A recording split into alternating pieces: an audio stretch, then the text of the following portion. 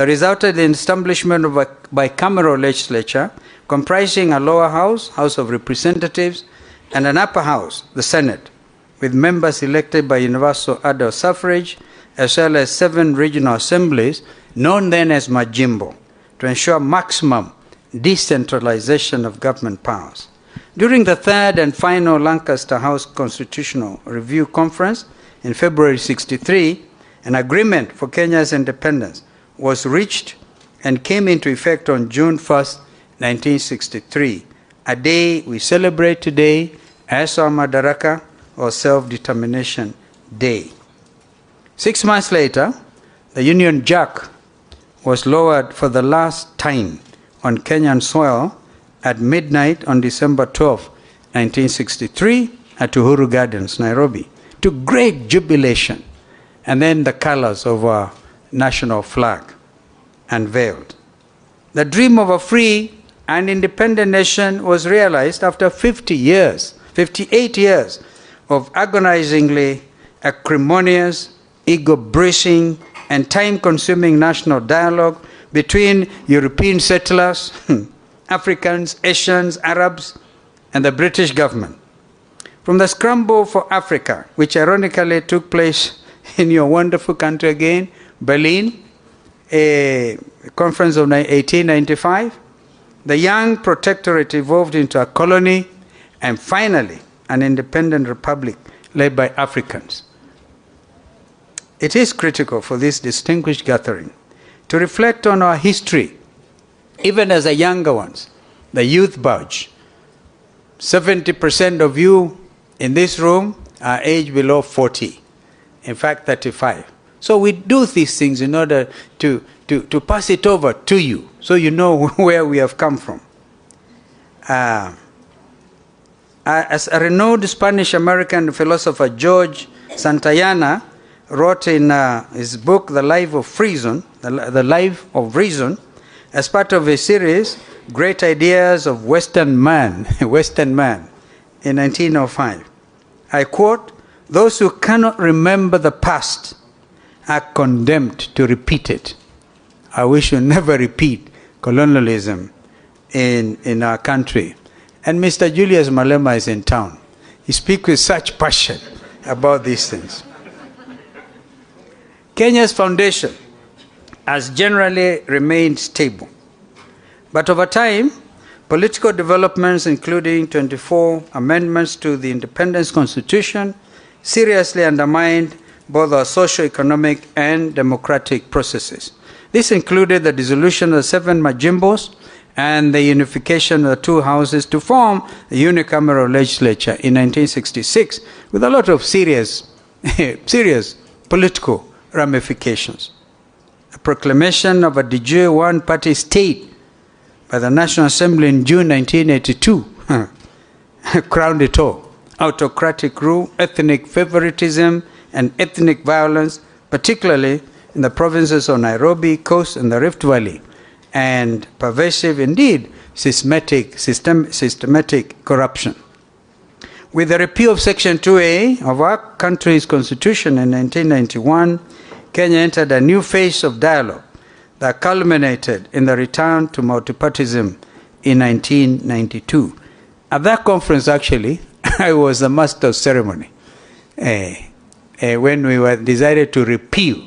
Mzee Moi said, he was amazing. He was such a mobilizer. He got all of us to say, we don't want any amendment, anything. And then he himself stood up and said, we must accept it. 6 years later, in November 1997, the minimum reforms package through the Interparliamentary Group, famously known as IPPG, carried out parliamentary reforms that included amending Public Order Act, Cap 56, to facilitate freedom of assembly, amending Section 33 of the Constitution so that the nomination of members of Parliament was based on party strength and including the opposition's voice in the electoral body's makeup, the IEBC. This had hitherto been the president's exclusive prerogative. The historic victory of the National Rainbow Coalition and my brother and I were key in this in the general election of December 2002, as well as equally significant concession of defeat by the presidential candidate of the ruling party, then our brother Uhuru Muigai Kenyatta, were, in my opinion, promissory products of the IPPG dialogue. I find it noteworthy that Kenyans were voted at the time the world's most optimistic people before and during the election. This was in accordance with the Gallup International annual end-of-year survey, which involved interviews with over 67,500 people in 65 countries between November and December of 2002. However, the sentimental optimism was fleeting, as several agreements in our famous MOU between the coalition members, right? And we were signing. My brother Raila and I were on the rainbow side, and Mudi Awori, the late George Saitoti, and then Kibaki and Malwa, and you know that famous thing. Had that MOU document been respected, this country would have grown in leaps and bounds, would have avoided the outcome of the 2000 elections, for example. Was, following a High Court ruling, the recommendations made the Constitution of Kenya Review Commission, the CKRC, during the Bomas Constitutional Conference process, which favored a parliamentary system, were discarded. As a result, the public and a section of government officials became dissatisfied with the Mwai Kibaki administration. In a referendum held on November 21, 2005, Kenyans in 7 out of the 8 provinces overwhelmingly rejected the government-sponsored proposed new constitution. We then used to refer to it as the Kilifi draft. And we used to blame Attorney General Emeritus Amos Wako for that product. My brother Raila and I, again, were in the forefront in opposing it, and then the birth of the Orange Movement. Susan, you remember, that's how you came in now, when the country was divided between bananas and oranges. Over 1,200 Kenyans lost their lives in less than a month following the announcement of the results of 2007 presidential election, where my brother and Kibaki were tough contenders. I was among them. I used to say nitapita katikati yao. Remember? I looked at these two giants, and I looked at myself and said, this David fellow, yeah, Kibaki huyu, Raila huyu, nitapita hapo katikati. And actually, to some extent, I did, because because that is how I was able to hold the two of them again. I became the nexus. I became the gum when the country was falling apart. It is particularly noteworthy that my party then, the Orange Democratic Movement Kenya, I used to say, between me and Raila, we didn't even know how to divide the oranges. Because he kept a whole orange, and I kept an orange and a half. So, my own party then, that time, ODM Kenya, negotiated a post-electoral agreement with President Kibaki's PNU that helped stop the violence, at least, before my brother was brought on board by Kofi Annan. And you know, that was a serious conflict. That is what gave rise to Kenyan leaders going to The Hague. And you know them. And sometimes blame the wrong people. I've heard some of them blame Raila. And it's not right at all. I undertook an impossible task of trying to convince the United Nations Security Council to allow us to have Kenyan leaders tried here. And then Kenyans overwhelmingly, through local radio stations, used to say, don't be vague, go to The Hague. So, under the auspices of Kenya National Dialogue and Reconciliation Committee, Dr. Kofi Annan, the late brother and a real Pan-Africanist, the chairman of the panel of eminent African personalities, was tasked by the international community and, of course, the African leadership to help to resolve that political crisis.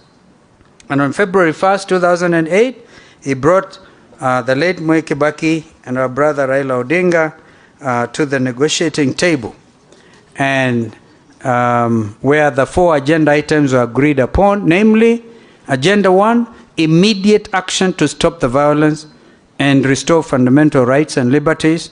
Agenda item number 2, immediate measures to address the humanitarian crisis and promote healing and reconciliation. Agenda item number 3, how to overcome the political crisis. And agenda item number 4, addressing the long-term issues, including undertaking constitutional, legal, and institutional reforms, land reform, tackling poverty and inequality, as well as combating regional development imbalances, tackling unemployment, particularly among the youth, consolidating national cohesion and unity, and addressing transparency, accountability, and impunity. That was a major agenda, and it was, to a large extent, achieved except for agenda item number 4. And I must move faster. Agendas 1, 2, and 3 were faithfully carried out. And on February 28, 2008, President Kibaki and Right Honorable Odinga signed the agreement on the principles of partnership of the coalition government. In part, the preamble affirmed, I quote, there must be real power sharing to move the country forward and begin the healing and the reconciliation process. With this agreement, we are stepping forward together as political leaders to overcome the current crisis and set the country on a new path. This agreement is designed to create an environment conducive to such a partnership and to build mutual trust and confidence. We have agreed to enact the National Accord and Reconciliation Act, end of the quote, signed by the two leaders. Following the passage of the Kenya Constitution Review Act 2008, Kenya Constitution Amendment Act 2008 by Parliament, the process of drafting a new constitution, detailed in Agenda 4, began.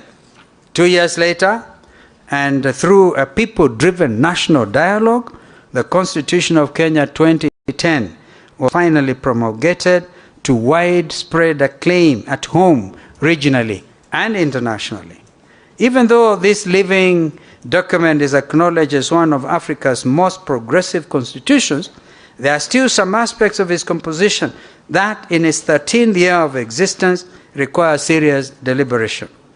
We in the Azimio la Umoja One Kenya coalition hold the view that we cannot transform our beloved nation if we do not fundamentally address those Agenda 4 issues of 2008 and those concerns that we have outlined in the National Dialogue Committee, which have christened NADCO, and which I'm happily, as fate would have it, a co-chair. Our top priority, which was to address the cost of living, is demonstrated by the growing gaps in poverty and inequality brought about by harsh and burdensome taxes that take money out of people's pockets rather than putting it therein. And Susan, you're in the business trying to get people to put their money in their pockets. You haven't quite succeeded. Because this is where the issue is. Kenyans are crying, heavy burden of taxation. I have never seen a nation anywhere in the world which can develop on the basis of overtaxing its citizens, particularly during such economic reality. If anybody has one example in the world, we talked of the Marshall Plan and others, where you overtax your citizen in order to get out of depression, I will be happily able to listen to you. Despite the conflicting explanations, the primary causes of economic slow growth, indeed depression, are not solely attributable to global events, but rather economic mismanagement and endemic corruption. The last 3 presidential election results are strongly disputed, indicating that we have not addressed transparency, accountability, and impunity, particularly regarding our electoral management process. That is why we in Azimio la Umoja One Kenya Alliance Coalition insisted upon not only audit of 2022 general election, but a reconstitution of the Independent Electoral Boundaries Commission. We too in this NADCO process spoke to the deepening of our political gains by ensuring there will be fidelity to the Constitution as regards interference with political parties. The story that has been going on, merry-go-round in Jubilee, I'm a very key member of Azimio la Umoja One Kenya coalition. It's disturbing. We have had to call a spade a spade. In these talks, we are not sparing any situation. And we are saying it is improper to disorganize Jubilee. Because by disorganizing Jubilee, you are trying to disorganize Azimio. And by implication, paying lip service to multi-party democracy. And this is our view. Our agenda items at the bipartisan talks at Bomas of Kenya also included addressing the imbalance of public office appointments that are biased towards specific communities and poorly represented the aspirations of two-gender rule. This, we strongly argued, continued to undermine the ideals of national cohesion and unity. I would want, for example, a very honest conversation about the recently concluded recruitment at the Kenya Defense Forces. Mukwanja and the rest of you in Parliament, please, if you want to heal this country, and I heard the President yesterday say 80% of recruitment to KDF now will be from National Youth Service, but before we get there, we want the statistics, ethnic balance. By the way, it's a matter in the Constitution. We want to know, of the 42, 43 communities, what percentage did the people in Embu, in Manyata get? And you will be amazed. And when I go to the conflict in Rwanda after the genocide, in fact, the problem in Rwanda and Burundi is basically this. 84% of the population are Hutus in both countries, and 14% are Tutsis in both countries. At some stage, the whole leadership of Burundi, from the president to deputy speaker, were eliminated because they went through a hugely successful election, where if it is the majority must have their way and the minority have their say, that happened. But people were hurting. And what happened? Killings. So, in my view, if you disturb the army, if you do not have a professional military in Kenya or anywhere in the region, ladies and gentlemen, you do not have a country.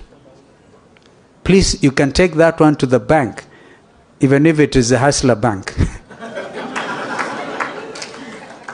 You cannot disturb if you, and the reason our military men and women have done very well in terms of peacekeeping everywhere, right, is because we have had a professional army.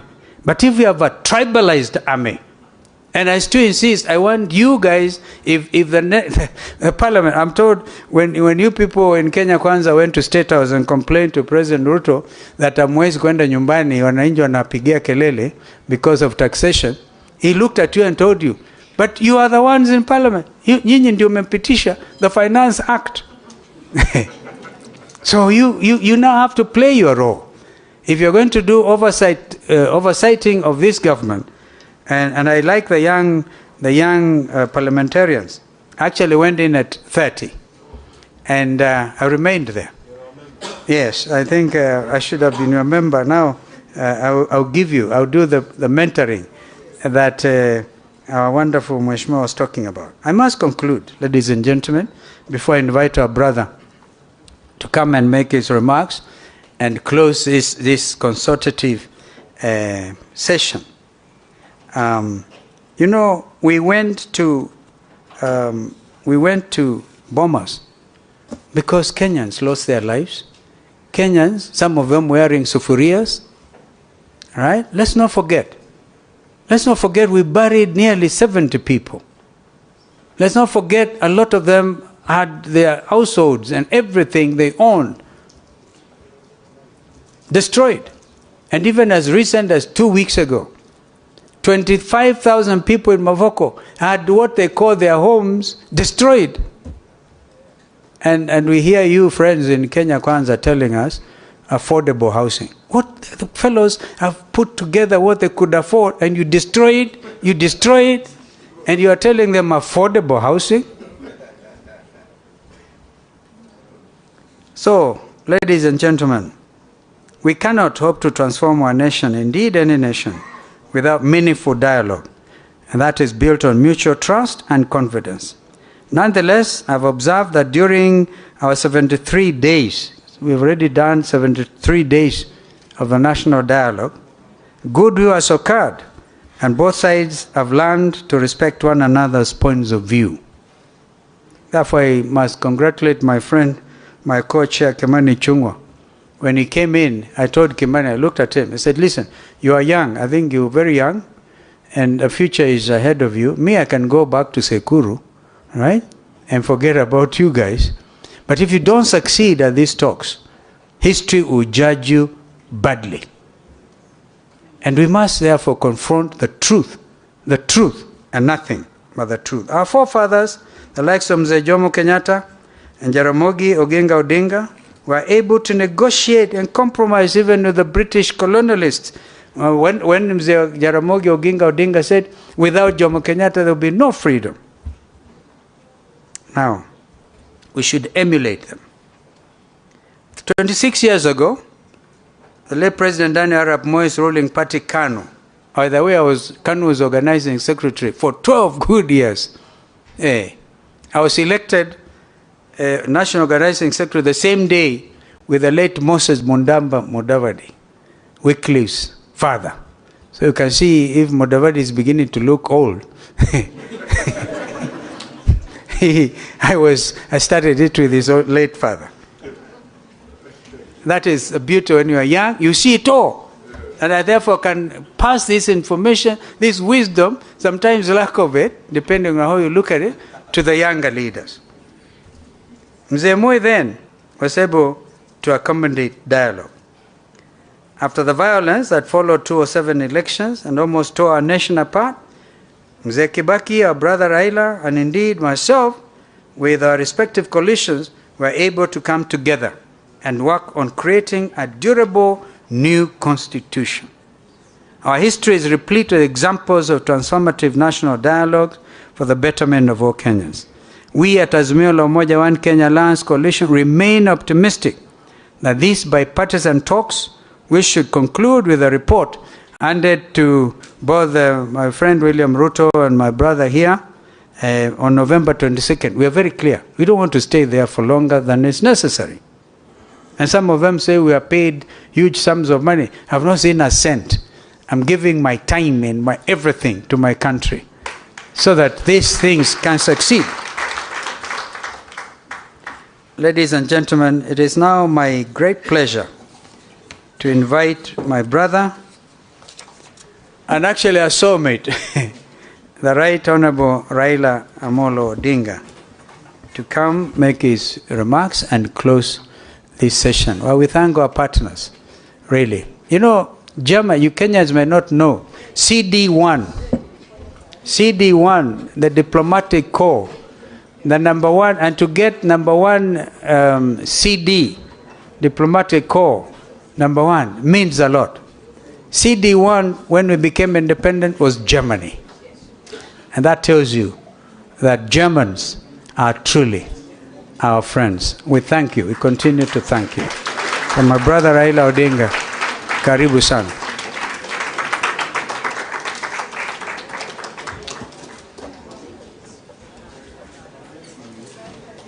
Sorry.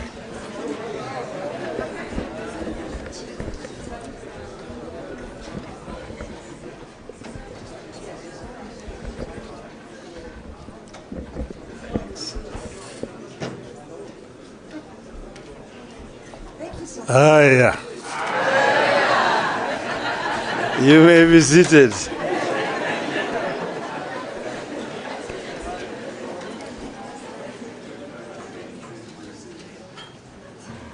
To the Konrad Adenauer Foundation, distinguished guests, ladies and gentlemen, hamjambo. Hamjambo tena. I am happy to have been invited by Konrad Adenauer Foundation to come and be with you here this afternoon. Dankeschön. That means thank you very much. And I mean, my brother has talked so elaborately about so many things. At some stage, he was talking about desperation in our country, how Kenyans are dying because of lack of food and so on.